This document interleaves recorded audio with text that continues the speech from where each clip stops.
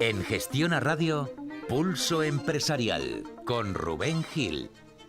Pues hasta las 9 vamos a analizar estos asuntos que nos ha dejado el día. Ya los han oído, pero se los presento. Hombre, José Luis Fernández, director del Gabinete de Estudios del Sindicato Uso. Don José Luis, muy buenas tardes y bienvenido. Hola, buenas tardes. ¿Cómo está? Bien. Bien, ¿la Semana Santa le fue bien? Sí, estupenda. Y hoy deseando que gane el Atleti. O sea Bueno, algunos desearán eso, otros desearán otra cosa. Oye, pero desear... Sí, se pueden desear muchas cosas hasta que lleguen a un acuerdo con estos señores de los salarios y no llegan nunca. ¿Y para qué van a llegar? Y pues luego me contáis a ver para qué van a llegar. Don José Manuel Chapado, socio de Isabia Consultores, muy buenas tardes. Muy buenas tardes, don Rubén. Yo creo que Rubén va de blanco hoy. Sí, casi. Que además viene José Manuel con los deberes hechos. Viene ahí subrayando el libro de Garicano, El dilema de España, ¿no? Pues sí, es un libro interesante, muy fácil de leer, muy digerible y bueno, que dice cosas... Luego hablaremos con él, ¿no? Oriéntese usted el micro, como se suele decir, para que le oigamos muy bien. Ese dilema de España que dice muchas cosas sobre la economía española. Lo han dicho también hoy el Fondo Monetario Internacional y el BBVA, que ha mejorado las previsiones de crecimiento para este año. ¿Hay motivos para que los distintos organismos, casi día sí, día también, vayan mejorando la marcha y el crecimiento y las previsiones de la economía española? Bueno, yo creo que sí, ¿no? Digo, objetivamente, las cosas van mejor. Otra cosa, también pensando una cosa, es decir, que el pozo en el que estábamos era tan profundo que cualquier ligera mejoría, en términos relativos, es muy alta. Entonces, el hecho de que crezcamos más que Alemania es que estamos muy por debajo de ellos, ¿no? Entonces, me parece que eso es un dato significativo. Hombre, y luego ya, que si creciendo en el entorno del 2,5 no somos capaces de generar empleo, bueno, pues apaga y vámonos, ¿no? Es decir... Entonces, la cuestión de fondo es cuánto empleo se puede crear, de cuánta calidad y si eso nos va a servir o no, ¿no? Es decir, a mí me parece estupendo que se cree empleo, pero que no tiren campanas al vuelo, ¿eh? Con ese 2,5 de crecimiento, pues el paro puede bajar 5 puntos. Ya está, o sea, por tanto nos quedaremos en el entorno del 18-19%.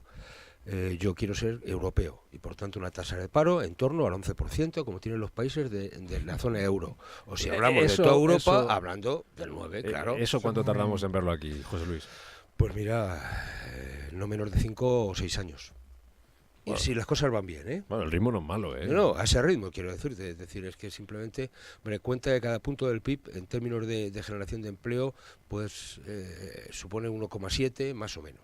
Eso es los estándares habituales, ¿no? Pues echar la cuenta. Sí, yo creo que sí, que la economía española es claramente un avión en despegue, no está en la pista de aterrizaje, yo creo que de hecho ya ha despegado y ha tomado vuelo.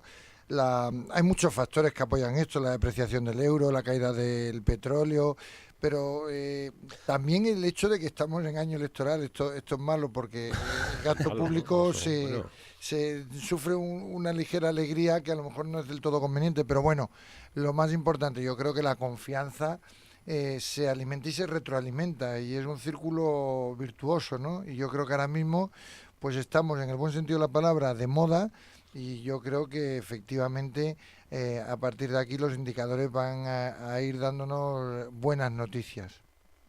Sí, digo, yo creo que eso es así, que vamos, el dato, digo, lo que pasa es que estas cosas de las promesas electorales, yo no sé si son buenas o son malas, quiere decir, al que le caiga bien, pues a veces uno dice, oiga, ¿por qué no cada 3 meses hacemos unas elecciones para que todo el mundo te dé algo, ¿no? Sí, o una Semana Santa, una Semana Santa, como nos decían los hoteleros de Sevilla hace un par de semanas, claro, ojalá cada 2 meses hubiera una Semana Santa. Yo recuerdo cuando hubo aquí la Jornada Mundial de la Juventud, me acuerdo de un tipo del barrio, porque había allí un grupo de gente muy cercana, decía, oiga, ¿y esto no lo pueden hacer todos los meses? En verano, o sea, porque claro, bueno. Entonces, más allá de este tipo de historias, yo creo que las cosas van bien, objetivamente, pero sobre todo también no por acciones directas del gobierno, sino precisamente, como estabas comentando, es decir, por acciones externas, es decir, el manguerazo que ha metido Draghi, con esa inyección, es decir, la bajada del precio del crudo, es decir, factores que si eso se nos caen, ojo, ¿no? Yo creo que ahora tenemos viento de popa que nos puede ayudar a ir mucho más deprisa, pero hay que aprovecharlo bien. Y por tanto no ser cicateros, ¿no? Es decir, me parece que este tipo, cuando hablábamos antes, este mismo acuerdo ¿por qué se está hablando de un acuerdo salarial? Oiga, si teóricamente es un acuerdo sobre la negociación colectiva y el empleo, ¿es que el único punto importante aquí es el salario? Pues hombre, me parece que no, ¿no? Que se esté discutiendo por el 0,9 o 0,1 y ya hemos visto cómo el sector de la construcción acaba de firmar el 0,6, ¿pero qué me están contando? Sí. O sea, vamos a ir, somos realistas, y luego, por favor, la ministra a sus tareas. Sí. O sea, la ministra no puede estar urgiendo a que los interlocutores sociales lleguen a un acuerdo en materia salarial porque ella no es competente para ello. Y además vive en la eterna contradicción. Si la ministra apostó en su día por la prevalencia del convenio de empresa frente a los convenios sectoriales, ¿por qué usted está animando a que haya un acuerdo, un convenio en este caso, supranacional que afecte a todos los sectores? Oiga, es un despropósito. Nosotros desde el uso decimos, oiga, mire, en cada ámbito vamos a negociar lo que nos parece más adecuado.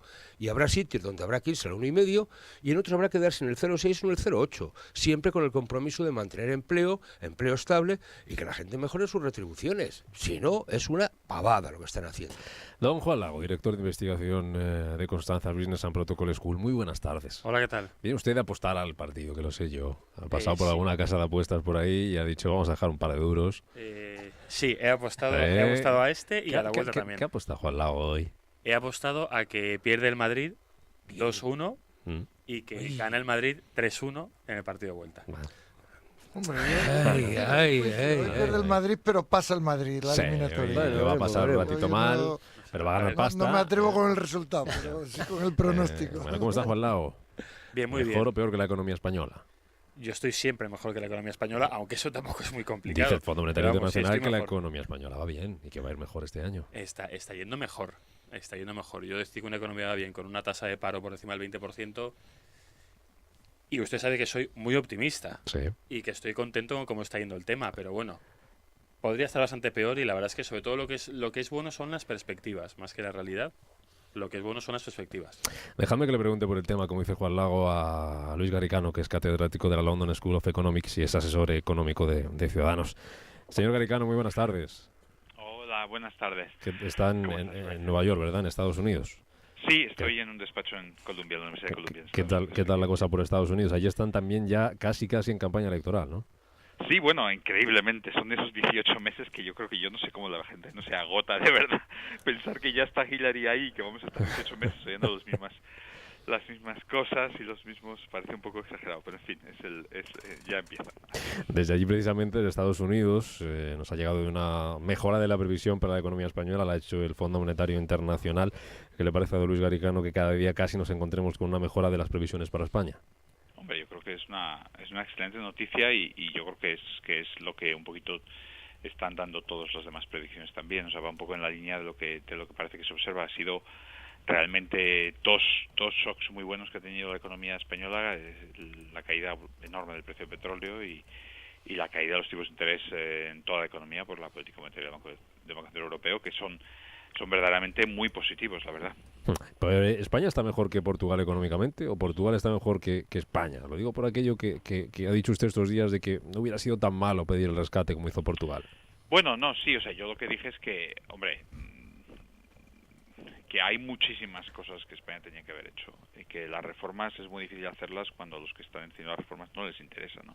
Entonces, a veces si te obligan, pues todas las cosas de la estructura del Estado, de reguladores independientes, de lo que es el control político sobre la economía, que una gente un poco de fuera te puede obligar a hacer, pues es muy difícil hacerlas si al que las tiene que hacer no le interesa, ¿no? Por ejemplo, fíjese la Autoridad Fiscal Independiente, que era un tema que realmente nos lo impusieron desde fuera, la hemos hecho de cualquier manera, pues a la Autoridad Fiscal Independiente no le han dejado ni siquiera testificar en el Congreso. O sea, quiero decir que bueno, que son cosas que son absurdas y que están hechas pues con la boquita pequeña porque nos han obligado desde fuera, pero realmente es crucial para España mejorar las instituciones económicas y políticas que tenemos y da la impresión de que no sabemos hacer solos. Ojalá sí. Lo ideal sería que las hiciéramos todas las cosas solos y no nos tuviera que decir nadie nada, claro. Ahora le pregunto por las medidas que han anunciado desde Ciudadanos, medidas económicas que han anunciado ya en dos tandas, en dos partes, la próxima la semana que viene. Una la anunciaba Albert Rivera ayer en la cadena SER en Barcelona, que no sé si tiene algo que ver con alguna propuesta que ha hecho usted y si tiene su lado económico o no, es la posibilidad de regularizar la prostitución. No sé qué beneficios económicos tendría, señor Garicano. Bueno, estamos mirando eso. O sea, hay una persona experta en el tema que lo está mirando. Yo creo que la idea que ha puesto encima de la mesa Albert Rivera es una idea que es digamos, partir del reconocimiento de las realidades humanas y de la realidad del mercado, ¿no? Y que hay cosas voluntarias que hacen dos partes y que y que no se deben de quedar fuera del ámbito de lo que es legal, porque al final la ley da mucha protección y da muchos beneficios también, ¿no? Entonces, bueno, pues es una cosa que va muy en la línea y que Ciudadanos ha defendido siempre. Vamos con el AVE, señor Garicano. ¿Cuándo ha sido la última vez que ha cogido usted el AVE? Lo cojo mucho. Vamos a ver, he ido a Barcelona el día... me parece que fue... Sí, he ido a Barcelona hace 3 o 4 semanas. ¿Va bien el AVE? Es maravilloso, nos encanta. Me encanta viajar en AVE, por supuesto. Me encantaría venir a Nueva York en Concorde y la verdad es que lo quitaron porque no era económico mantenerlo. Pero ojalá, o sea, desde mi punto de vista personal ya me gustaría haber podido venir a Nueva York en Concorde. Pero bueno, los ingleses y los americanos dijeron esto y los franceses dijeron esto no tiene sentido. No sé si le ha llegado hasta Estados Unidos la noticia de la hipoteca que le va a dejar la ministra de Fomento, hablando del AVE, que ha dicho hoy, ha anunciado nuevas obras de AVE por 2.400 millones hasta finales de año. Bueno, si estaban autorizadas 3.500 millones, pues bueno, pues es lo que es. La verdad es que a mí, sinceramente, la hipoteca que me preocupa, si le digo la verdad, son las modificaciones de obra. O sea, que ahora nos digan que se han comprometido X mil millones y que el año que viene, cuando haya que mirarlo, pues en vez de X mil sea 2 veces X mil, ¿no? Eso suele pasar y en este caso, pues hay muchos incentivos para que esas píldoras se vayan dejando detrás. Eso pues sería triste, pero desgraciadamente a veces funcionan así las cosas. Algo más de 3.000 millones son los que se quieren ahorrar, frenan ustedes desde Ciudadanos las inversiones en AVE para dedicarlas en I+D. Mucha gente se lo ha preguntado, señor Garicano, para que nos quede claro por qué recortar del AVE y no de otro sitio. No, yo creo que, bueno, vamos a anunciar un plan de gasto la semana que viene muy integral y en el que vamos a anunciar medidas que hemos ya apuntado, aunque sin elaborar, como el tema de fusiones de ayuntamientos, de eliminación de diputaciones.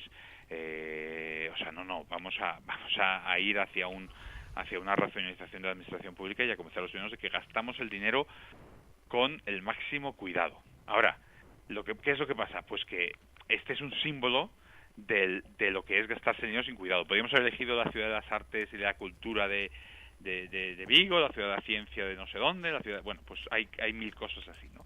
Pero no hemos elegido esas, hemos elegido esta un poquito como el símbolo de lo que es gastarse el dinero sin hacer el cálculo. Yo creo que sinceramente este tema de argumentar las cosas con agravio comparativo realmente pues se puede llevar a uno, ¿no? Pues estos señores tienen esto, yo también, cualquier error pues se reproduce y se copia, etcétera, ¿no? Nosotros hemos dicho que las obras de AVE que están empezadas las vamos a terminar, no vamos a dejar cosas a la mitad, pero que todo lo demás se va a evaluar con el mayor cuidado que exige el usar el dinero de los ciudadanos, que les cuesta a ellos mucho ganar. ¿Y no se arrepienten un poco de que esto del AVE ha tapado otras medidas que han anunciado ustedes? Y ahora le preguntaré por alguna que... Hombre, por un lado podríamos pensar eso, pero sinceramente hemos ido con los ojos bien abiertos a la presentación y tanto de Rivera como yo como las demás personas estamos integradas, sabíamos que era una cosa que iba a ser llamativa, pero sí que pensábamos que nos servía un poco como el resumen para decirle a los ciudadanos un poco que vamos a reorientar la economía desde el desarrollismo del ladrillo que al final genera muchas comisiones, a muchos les interesa mucho, hacia la innovación y hacia el ayudar a las empresas españolas a crear empleo de calidad. Y eso, en ese sentido, no sé si la gente entiende también ese segundo mensaje de que es un cambio de orientación, pero eso es lo que a mí me gustaría que se quedaran, sinceramente. Le voy a hacer, señor Garicano, 3 preguntas muy rápidas. Le voy a hilar con 3 preguntas que tengo aquí de los oyentes, una de cada uno de los sectores, hablando de impuestos, hablando del mercado laboral y hablando también de emprendimiento. Sí, le dejo también al resto de la mesa que me acompaña, a José Manuel Chapado, a José Luis Fernández y a Juan Lago, que le hagan alguna cuestión. Una es esa idea de crear un Silicon Valley en España. ¿Por dónde hay que empezar? Y en este sentido, José Luis pregunta que cómo piensa desarrollar su proyecto de institutos tecnológicos, visto lo visto en Valencia, donde el gobierno regional tuvo que inyectar 1,7 millones de euros para evitar su quiebra, dice.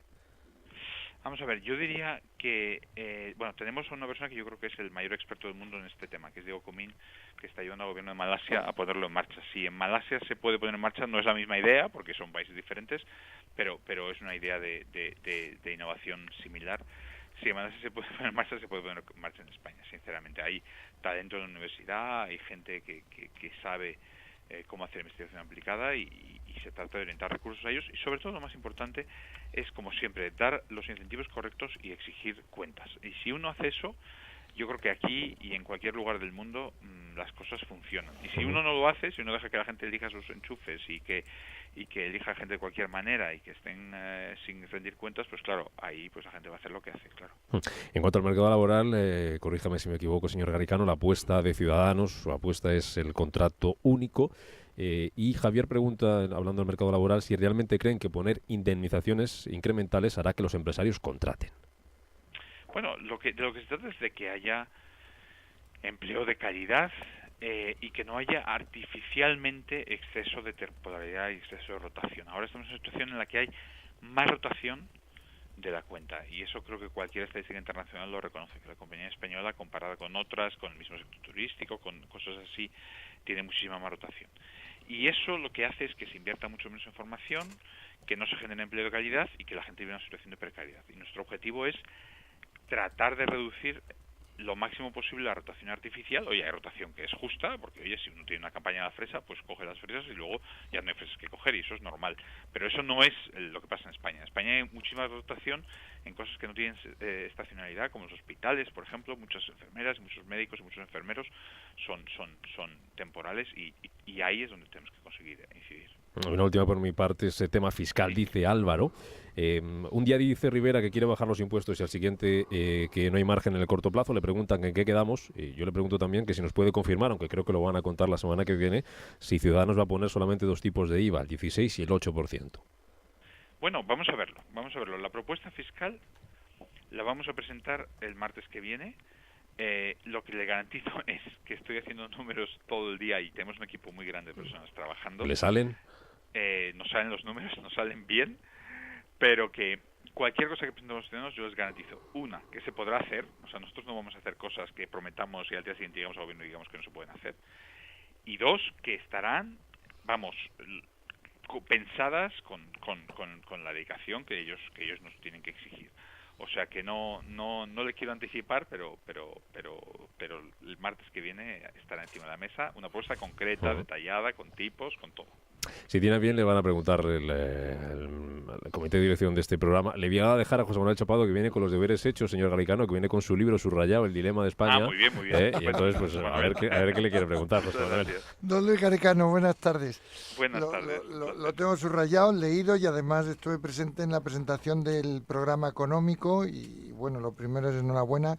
Enhorabuena sobre todo porque lo dividió en dos planos, ¿no? En el corto y en el largo plazo, que yo creo que es precisamente la gran carencia del resto de partidos políticos, que todos hablan del corto plazo y que al final es lo que caza los titulares de los medios, ¿no? Las medidas que tienden a atajar lo urgente. Y yo me gustaría preguntar por lo importante, ¿no? ¿Cuál es el modelo productivo a largo plazo que propone Ciudadanos? Porque, bueno, pues parece que el ladrillo o el turismo de masa, pues ya está muy visto.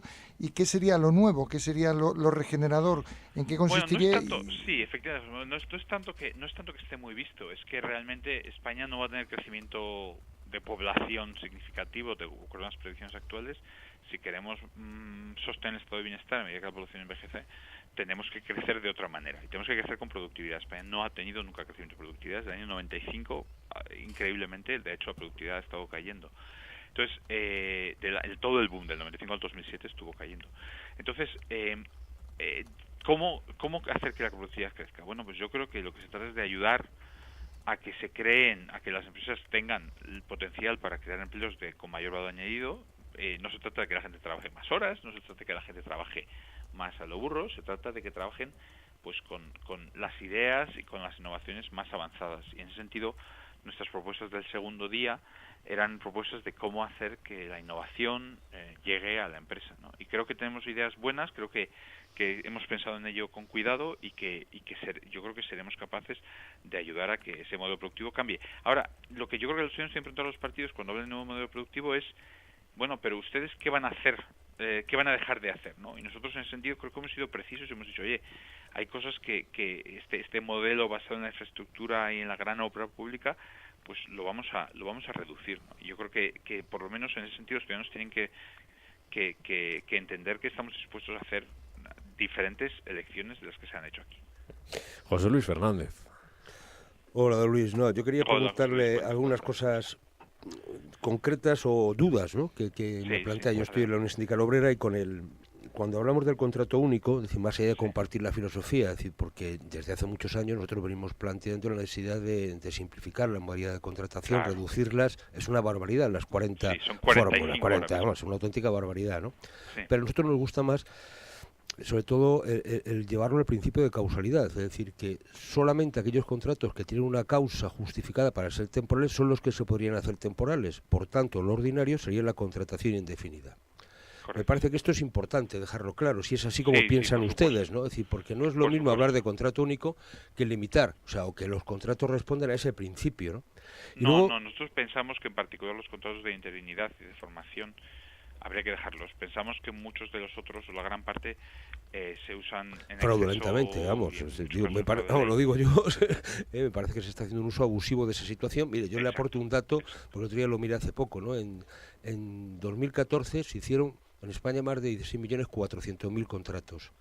Bueno, más de 4 millones de ellos, es decir, el 20% fueron de menos de una semana. O sea, es una auténtica barbaridad lo que está pasando, ¿no? Entonces, mi pregunta es, cuando ustedes plantean este contrato único y por tanto un despido, pues a la hora de echar las cuentas del despido con una indemnización que va creciendo en el tiempo, bueno, podemos discutir si esa es la mejor fórmula u otra, pero mi gran duda es si ustedes mantienen la calificación del despido, ¿no? Es decir, despido procedente o despido improcedente. Es que esto me parece que es clave a la hora de determinar este asunto, ¿no? Porque si no... Es una muy buena pregunta y creo que es correcta la apreciación. En España hay cosas que no podemos tocar y la Constitución exige que exista la causalidad y el Tratado de la OIT también.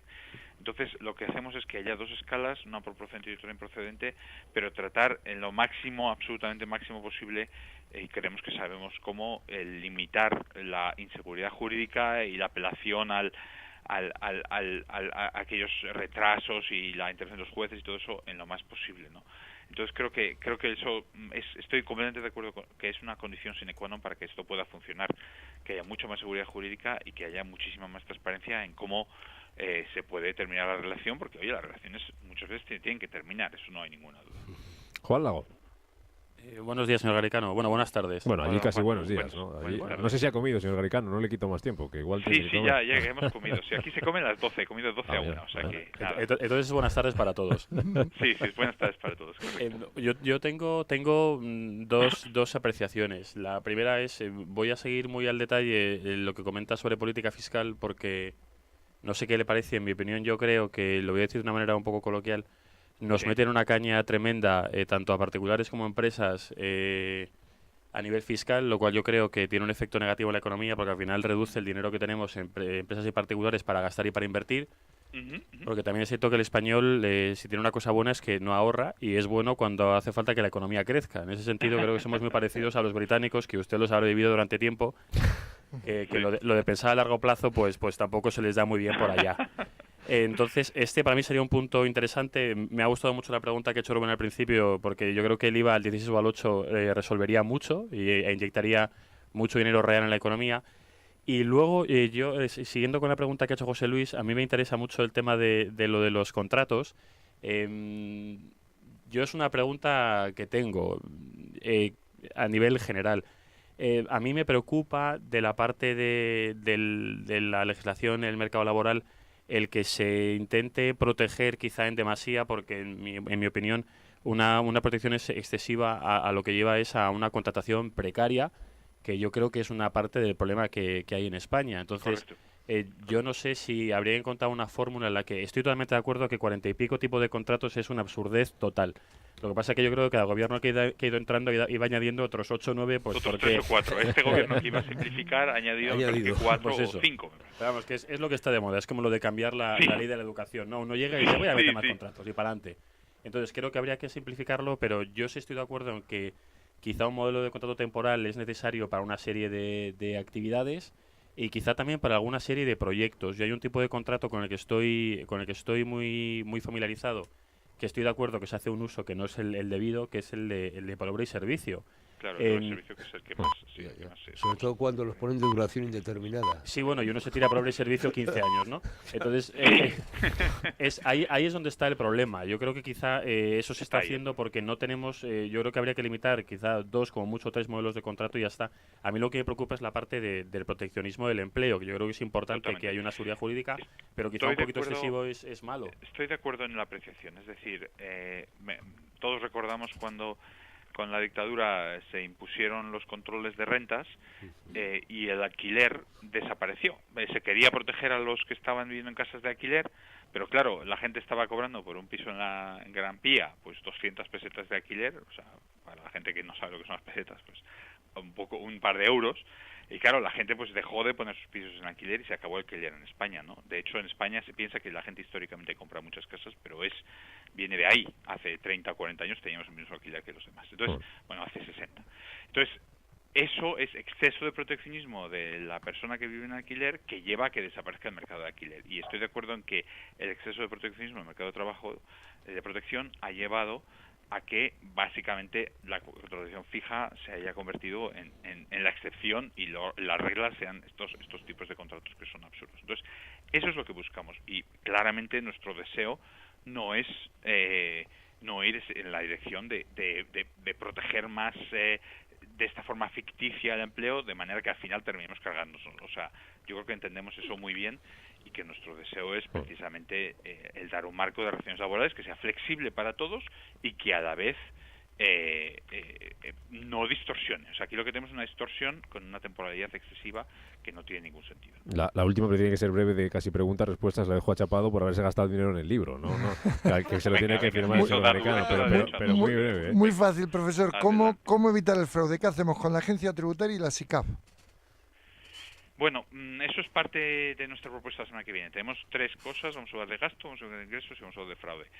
Entonces tenemos muchísimas ideas que voy a desarrollar ahí y que estaré encantado de volver y discutirlas, pero tampoco quiero vaciar mi presentación de cosas porque bueno, ya vamos diciendo cosas y al final nos quedamos sin... Yo prefiero contarlo ahí. Venga. Pero vamos, el fraude, yo creo que se piensa siempre mucho que tiene mucho que ver con cultura. Yo creo que no es correcto.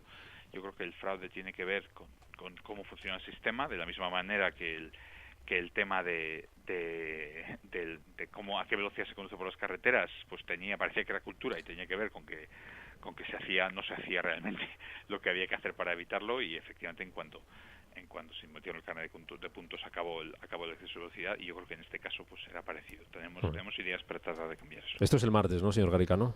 El martes por la tarde estaremos en el Goya y haremos una presentación que espero que responda por lo menos a estas 2 preguntas que he dejado abiertas. Estaremos muy pendientes. Si le parece, en unos días, unas semanas hablamos, se pasa usted por aquí, pues sí, le firma el libro a José Manuel Chapado y le deja contento. Don Luis Garicano, catedrático de la London School of Economics, asesor económico de Ciudadanos. Ha sido un placer agradecerle su tiempo. Muchísimas gracias, un placer también para mí. Gracias, don Luis. Las 8:33 de la tarde. Vamos a parar un momento y enseguida analizamos algo de esto y hablamos de turismo, hablamos de salarios, hablamos también de banca, que ha estado Restoy en el Congreso casi un año después.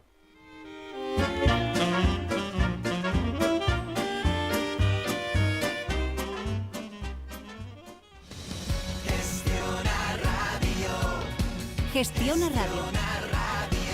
5 años a tu lado. Salir ganando.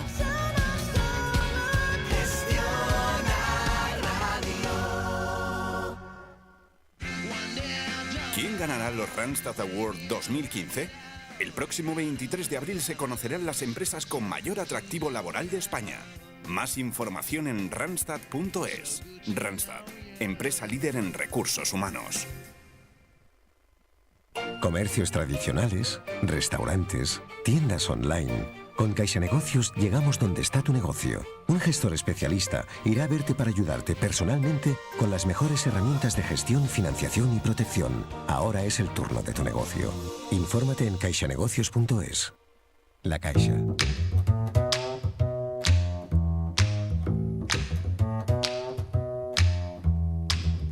En Gestiona Radio, Pulso Empresarial.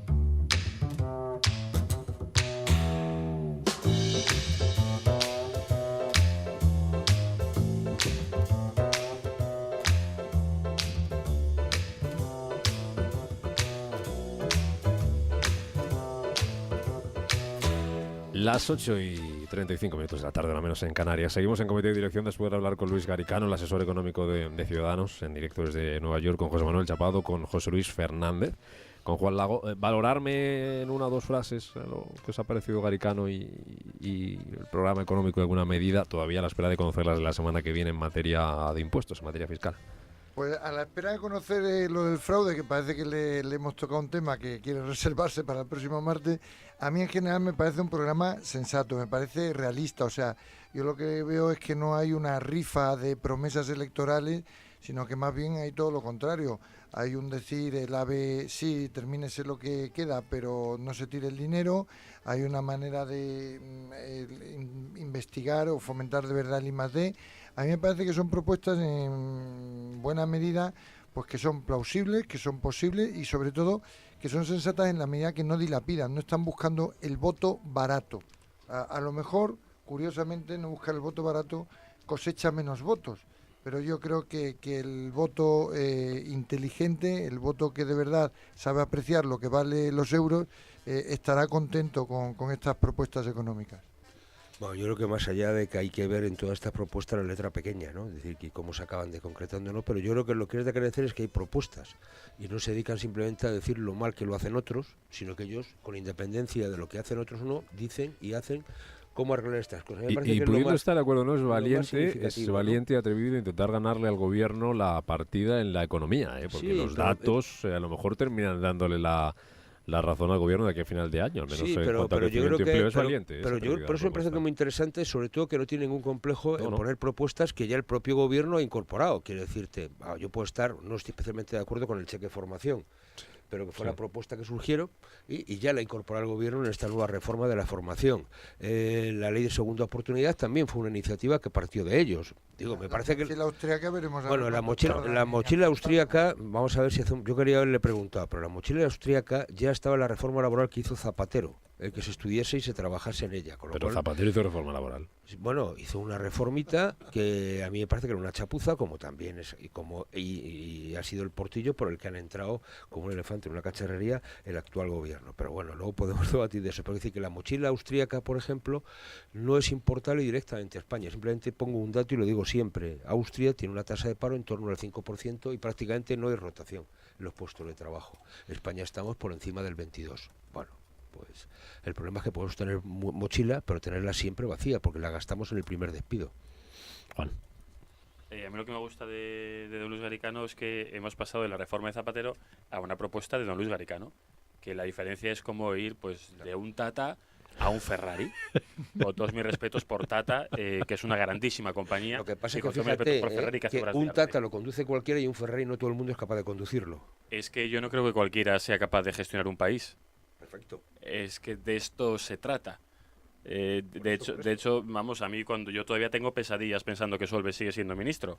No, pero sigo teniendo pesadillas y me durarán un rato, porque fue 2 veces ministro y las 2 veces, pues si le tengo que poner una nota le pondría un -4, y porque soy español y soy muy agradable.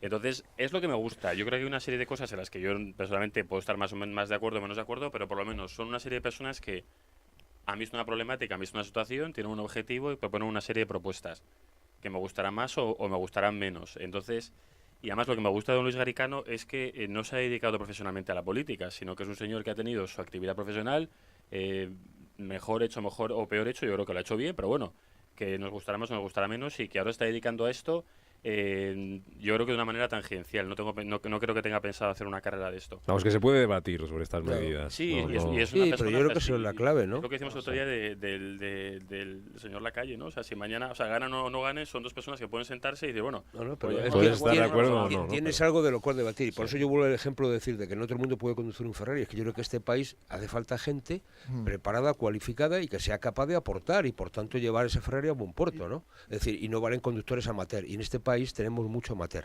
Sí, propuestas también pues llenas de sentido común que se vienen diciendo desde hace mucho tiempo por mucha gente, como es la unificación del contrato laboral o como pueda ser que no existan diferentes trabas para emprender en una comunidad autónoma que en otra. Es puro sentido común. Y luego otro detalle que es significativo para mí es, por ejemplo, el hecho de que se haya realizado este fichaje, ¿no? El de Luis Garicano o el de Manuel Conte, que para mí habla mucho del liderazgo de Albert Rivera, porque es un liderazgo que no intenta tener por debajo personas fieles o leales, sino que lo que está fichando es talento con mayúsculas, que en ocasiones pues dice cosas con independencia, ¿no? Con criterio propio.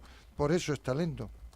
Bueno, Judith, cuéntanos qué ha dicho Restoy en el Congreso. Hasta Judith hay 2 horas de comparecencia que se ha escuchado, 2 horas de comparecencia que se ha escuchado. 2 horas escuchándole, sí. A ver qué ha dicho. Para poder contároslo. Resúmelo. ¿Qué ha dicho Restoy? Pues Restoy ha hecho cálculos. Una vez que el Estado se desprenda de su participación en Bankia y Banco Mare Nostrum, el dinero total inyectado y no recuperado rondará, dice Restoy, los 40.000 millones de euros. Una cifra en la que se incluyen tanto las inyecciones directas de capital como las garantías ofrecidas a entidades compradoras de bancos rescatados. Y ha recordado que hasta el momento se han recuperado unos 1.800 millones, en gran parte con la devolución anticipada de los bonos de Liberbank. Además, ha confirmado que el proceso de reestructuración de las entidades con ayudas públicas avanza a un ritmo satisfactorio, dice, y añade que la venta de las participaciones en Bankia y Banco Mare Nostrum se realizarán en el momento adecuado. A diferencia de lo que nos ocurría con Caixa Galicia y Cataluña Bank, tenemos algo más de margen.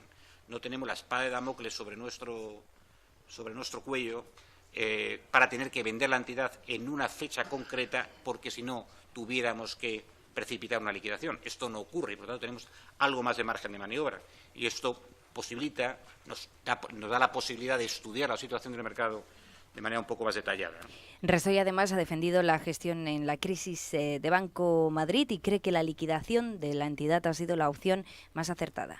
Creo sinceramente que era la opción más adecuada, habida cuenta de la naturaleza de esta entidad y de los problemas que estaba atravesando. Y creo sinceramente que el grado de coordinación entre las autoridades ha sido razonable en estos casos, teniendo en cuenta evidentemente la falta de experiencia pues para asumir situaciones de ese tipo. Es la primera vez, alguien me lo recordaba, es la primera vez desde el año 2003 que tenemos que liquidar una entidad, pero es que es la primera vez que se tiene que hacer por motivos distintos de la solvencia. José Manuel, 40.000 millones, en vez de estaciones de metro hacíamos líneas de AVE, en vez de líneas de metro hacíamos líneas de AVE, llenamos el país entero. Sin duda, y ya no habría que discutir si seguir haciendo AVE o no. Hasta donde no ha hecho falta, lo haríamos. A mí me parece, vamos a ver, yo me siento como ciudadano un poquito estafado. Como ciudadano, como ciudadanos. Bueno, ahora hablo en singular y todos como ciudadanos, al margen del partido, 40.000 millones de euros invertidos en el rescate de un sistema bancario que yo creo que hacía falta, porque al sistema bancario no se le puede dejar caer, porque no hemos de olvidar que supone un efecto sistémico devastador para la economía, pero se hizo bajo la supuesta promesa de que ese dinero iba a ser devuelto a la ciudadanía. Entonces, claro, yo sé que ahora mismo pues puedo parecer muy ingenuo, pero dejadme tener el derecho de decir que me siento engañado y estafado, porque se dijo que este dinero se invertía y retornaría, y que ahora no se sabe cómo, por qué, cuándo ni quién ya se declare como no retornable, me parece, en fin. Luego, si queréis, comentamos además lo de Banco de Madrid, pero esto de aperitivo. Pero luego, a mí, me estaba recordando cuando decías esto, es decir, cuando Zapatero nos dijo que el dinero que habíamos prestado a Grecia lo íbamos a recuperar y con intereses, ¿no? Que era un buen negocio, ¿no? Es decir, que, bueno, o sea, cuando algunos dijimos en su día... Tú dijiste joña que joña, ¿verdad, José Luis? Claro, yo lo que veo es que aquí no ha habido realmente un rescate al conjunto del sistema financiero. Ha habido un rescate, una partecita, fundamentalmente cajas de ahorro, que estaban vinculadas muy directamente a una mala gestión política. Y de los 40.000, 24.000 a Bankia. Claro, es que yo iba a decir 24, casi 30, ¿no? Es decir, al final, por las bromas que se ha llevado. Pues los da por perdidos. Claro. Entonces, es que yo recuerdo algunas declaraciones del actual presidente de Bankia donde decía, oiga, esto no lo vamos a devolver. Ya lo dijo. Ya lo dijo. Es decir, es que es así, ¿no? Entonces, me parece que al final la broma de esto es que estos 40.000 millones que ya quedan claros de que no van a volver, ¿dónde los vamos a colocar? ¿Eso qué son? ¿0,4 más en el déficit que hay que colocar? Es decir, el objetivo de déficit, ¿dónde carajo se va a ir? Porque claro, hombre, esto ya en la medida, esto ya hay que contabilizarlo, Y por tanto, una vez más, quien ha rescatado a la banca hemos sido los curritos, los ciudadanos con nuestros impuestos. Y esto es lo que no puede ser. Por tanto, empecemos a ver en qué nos gastamos el dinero. Y cuando este señor decía que no había precedentes en liquidar un banco, oiga, es que a lo mejor tenía que haber liquidado más de una caja. y no han salido al rescate. Ahora vamos con eso. Sí. Juan. Bueno, a mí ya hay una cosa que me tranquiliza, hay dos cosas que me tranquilizan de lo que ha dicho el señor Resto. Y la primera es que vamos a recuperar 1.800 millones. Yo no contaba con nada, con lo cual estoy 1.800 millones de euros más contento o menos triste. Está bien. Que da para mucho, ¿eh? Hombre. La pena es que no está en mi cuenta corriente, pero bueno. Bueno, algo le toca. Haga la cuenta de como español Exacto. divida. Aceptamos algo cae. Y luego la otra cosa que me tranquiliza es que son solo 40.000 millones, que es exactamente el dinero que nos prestó la Unión Europea, es decir, Alemania. Da la casualidad de que es clavado, ¿eh? 40.000 millones. O sea, el que podría pierde haber la pasta es sido Alemania. 40.002 no, 40.000 clavados. Es lo que se llama contabilidad... Exacta. Sí, o prefabricada. O sea, 40.000 millones al uso. Fenomenal. Estas son las cosas que me tranquilizan. Entonces, respondiendo a tu pregunta, José Luis, ¿esto va a ir contra déficit? No, porque ya quedaron los alemanes. Tú sabes, ese señor que es tan inteligente en Alemania, que es muy inteligente, dijo, no se preocupen, línea de crédito de 100.000 millones. Y dijimos, ostras, pero es que esto contra el déficit, y dijo, Achtung, tranquilos todo el mundo, esto contra déficit no va, porque como la contabilidad, esto es lo que hacemos nosotros con nosotros mismos, pim pam pum, y no lo metemos. Así que tranquilo, José Luis, que esto va contra tu bolsillo, pero contra déficit no. Mucho mejor, ¿no? Mucho a que te gustan mejor. Me dejas súper tranquilo. Tu bolsillo no se entera, pero bueno. Y luego quería decir otra cosa. 40.000 millones de euros es mucho dinero, pero no es tanto. Hay que tener en cuenta, yo trabajaba en Citi. Yo recuerdo que en el 2000, no sé si fue 2008 o 2009, solo al Citi tuvieron que insuflarle 45.000 millones, así para empezar, luego le metieron más. 45.000 millones de dólares. Que más o menos está por ahí. Para un banco, aquí hemos rescatado todos, pues hombre. Poca cosa. Calderilla. Hombre, si comparamos PIB español con PIB americano, pero ya el problema de todas estas mal. cosas es decir, que se ha gastado mucha pasta. Decir, hombre, los primeros que salieron a rescatar a sus propios bancos fueron los alemanes, que metieron un pastizal. Fueron los británicos, no digo ya Estados Unidos, sí, pero Holanda. Y entonces, no lo sabemos, pero recordar entonces que es que entonces nosotros tenemos el mejor sistema financiero del mundo mundial, que jugábamos en la Champions League, que éramos la leche, ¿no? Para después llegar y decir, oiga, ¿qué pasa, no? Por tanto, alguna cuestión de estas hay que decir. Aquí el problema es que nuestros políticos meten la gamba, lo pagamos todos y al final se van de rositas. Sí. Y yo creo que eso es lo que ya está bien, ¿no? Sí. Aquí quería llegar yo, porque iba a deciros que a lo mejor tu bolsillo no se entera los 40.000 millones. No, digo, que quiero decir que no los va a ver de vuelta en ningún momento. Pero eso sí, va a seguir abierto para esperar. El FROB se encuentra actualmente personado en 20 causas penales, intentando de alguna manera pues que no queden impunes algunas indemnizaciones. Ya como las tarjetas Black de Bankia. ¿Me permites también tirar de hemeroteca? Tira. Esto lo ha hecho el FROB, ¿vale? Que hoy está liderado por Restoy, que fue el segundo responsable de la CNMV que validaba las preferentes. Es decir, no lo sé. El zorro a cuidar del gallinero. Es que no entiendo nada. O sea, bueno, o sí, lo entendemos perfectamente todo. O sea, no hay más que decir. Otra cosa que a mí me pone los pelos de punta. Lo del Banco de Madrid es muy acertado haberlo liquidado. Hombre, por Dios, faltaría más. Claro que está muy bien liquidado.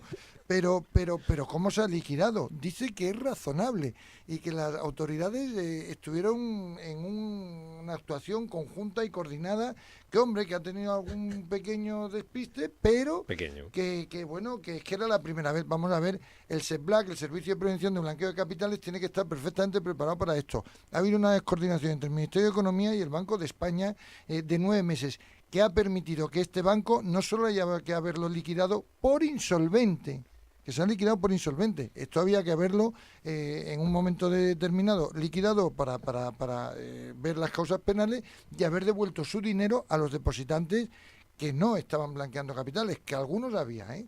Pero en fin. No, de hecho ya ha salido, ¿no? De que los que tenían los depósitos ya pueden empezar a retirarlos, ¿no? Es decir. Sí, bueno, pero ha pasado un mes que claro, no se lo ni a Zapatero. Después de que el banco haya entrado en una... No, se ha liquidado y ya está, ¿no? Y el Fondo de Garantía de Depósitos ha actuado, ¿no? Ya veremos a ver cómo nos queda el Fondo de Garantía de Depósitos. O sea, que está bien liquidado, ¿no? No había interés público, como dice Resto. Han hecho bien en liquidarlo.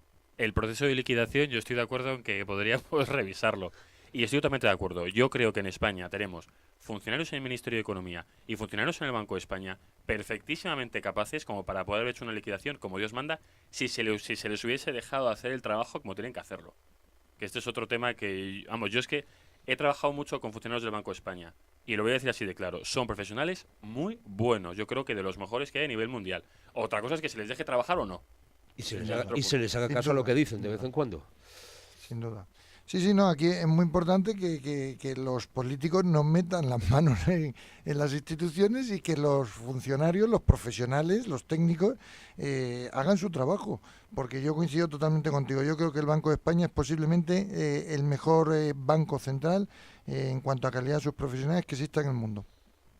Bueno, de salarios, ¿me queréis decir algo? Que no ha llegado a un acuerdo patronales y sindicatos esta tarde. Bueno, es que yo lo que no sé qué están jugando. Sigo diciendo que me parece que es que ese acuerdo teóricamente tiene más componentes que el mero acuerdo salarial.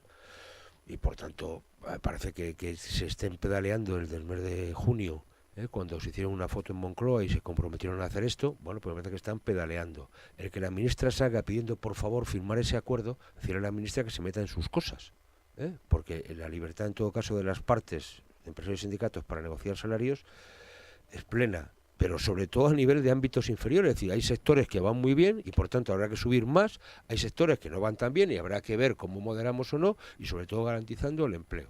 Y por tanto que se dejen de estos macroacuerdos. Mire, yo creo que lo que subyace ahí es un problema que es la sentencia que hubo en el Supremo sobre la ultraactividad de los convenios, que fue ganada a instancia precisamente de la USO, una sentencia que venía de una empresa de seguridad en Palma de Mallorca, donde la empresa tuvo la ocurrencia de pasado el año que haya finalizado el convenio, simplemente modificar la nómina de todos los trabajadores al salario mínimo interprofesional. Hombre, y el juez dijo, hombre, eso no se puede hacer, porque hay un derecho contractual que es el que rige tu contrato y no lo puedes modificar unilateralmente. Esa sentencia que se carga en la ultraactividad automática de los convenios es unos elementos que está ahí, que no se dice y que subyacen porque no hay acuerdo, ¿no?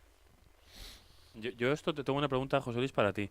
En la última reforma laboral no nos hemos cargado ese tipo de negociaciones, es decir, ¿no se supone que se iba a ir empresa a empresa o sector a sector? Bueno, por eso yo he dicho que me parece que la ministra tiene una contradicción en términos. Cuando la reforma lo que plantea es la prevalencia del convenio de empresa frente al convenio sectorial, cuando la ministra lo que está alentando es la firma de un convenio no ya sectorial, sino un acuerdo global, que es suprasectorial, pues oiga, usted, ¿por qué no aplica usted los criterios que quiere que apliquen en el acuerdo, por ejemplo, al que depende de usted, como es la subida de las pensiones? Claro, si aquí se está discutiendo entre el 0,9 y el 0,1, ¿por qué el mínimo que es el 0,9 no lo aplica a las pensiones? Bueno, pues mañana podemos preguntarle por esto. Va a estar a las 8 aquí Antonio Garamendi, el presidente de CEPIME. Ha dicho un montón de cosas, Judith, o sea que a contarnos. Los oyentes, pues por ejemplo, en relación a esa entrevista a Luis Garicano, el asesor económico de Ciudadanos, decía aquí en estos micrófonos que le encanta viajar en AVE, y respondían oyentes como Wanderer, que decía, pues hombre, gustarle, claro que le gusta, no veo la incongruencia, si ya está, mejor usarlo. Y Cristina decía, o sea que le encanta y lo usa, pero teniendo presente que es icono de dispendio. Ah, vale. También respondía Juan, sobre todo en referencia al contrato único que hemos hablado aquí en esta entrevista. Decían, las empresas no quieren arriesgar, la recuperación es débil y puede gobernar Podemos. ¿Quién invierte así? Jorge decía respecto a lo del contrato, dice, ya, pero el contrato único contempla los temporales, ¿no? Se produce empleo y mantiene con impuestos justos. Y Cristina decía, para eso han de crear las condiciones propicias para que las empresas puedan contratar. Si se pagan indemnizaciones, se despide igual. Jorge añadía, el problema de Garicano y muchos otros es que nunca han conocido empresas de menos de 2.000 trabajadores. Eso en cuanto a las opiniones de los oyentes. Hay una de Javier que acaba de entrar hablando de... Dice, está claro, la intervención y liquidación de Banco Madrid ha sido una chapuza.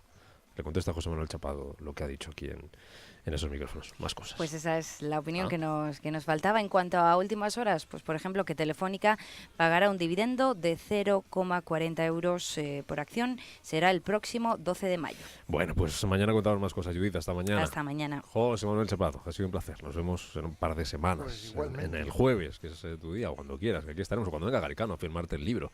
Te invitamos. Ese día seguro. Vamos, ese día viene como los niños con zapatos nuevos. Otro día que no haya fútbol, ¿no? Para ver cómo pasa el Madrid, la eliminatoria. Bueno, José Luis Fernández. La ilusión también se vive. José Luis, que vaya muy bien. Me dejo saber el fútbol corriendo. Hasta la semana próxima. Adiós. Estupendo, muchas gracias. Juan Lago, no sé si desearle que gane su apuesta, al menos la conjunta sí. No sé que gane la de hoy y pierda la del próximo día. Yo espero que gane la doble, sí. Vale, por eso. Cuídese mucho. Hasta la próxima. Gracias. Nos vamos con Víctor Hernández en el control de sonido, junto a Fernando de la Fuente, con Pega Alonso, con Esther Santos. Se quedan en compañía de Fran Gregoris y Última Hora. Mañana estamos por aquí a las 6 y 5 de la tarde para tomar el pulso al día. Hasta entonces, que descansen y que sean felices.